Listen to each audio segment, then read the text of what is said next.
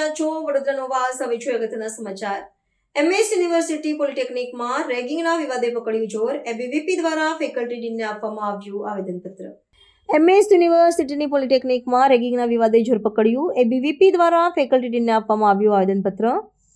વડોદરાની એમએસ યુનિવર્સિટીની polytechnic faculty ખાતે અખિલ ભારતીય વિદ્યાર્થી પરિષદ દ્વારા આજરોજ ભારે સૂત્રોચ્ચાર સાથે ફેકલ્ટી ડીનને એક આવેદનપત્ર આપવામાં આવ્યું હતું.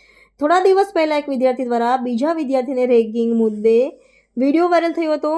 ત્યારબાદ પોલિટેકનિકમાં ભારે હોબાળો થયો હતો. એનએસયુઆઈના દ્વારા રેગિંગનો મુદ્દો ઉછળવામાં આવ્યો હતો, જ્યારે બંને વિદ્યાર્થી વચ્ચે મારામારી થઈ હતી, જેના લીધે એનએસયુઆઈના કીધા પ્રમાણે રેગિંગ થયું છે તેવું જણાવવામાં આવ્યું હતું. પણ વિદ્યાર્થીઓને જોડે મારામારી થઈ હતી, જેના લીધે રેગિંગનો મુદ્દો ઉછાળવામાં આવ્યો હતો, જેનું પર્દાફાશ કરવા માટે આજરોજ અખિલ ભારતીય વિદ્યાર્થી પરિષદ દ્વારા ફેકલ્ટી ડીનને આવેદન આપીને રજૂઆત કરી કે બંને વિદ્યાર્થીઓ ઝઘડ્યા હતા, મારામારી થઈ હતી, ખોટો મુદ્દો છે, રેગિંગનો ઉછાળવામાં આવ્યો છે.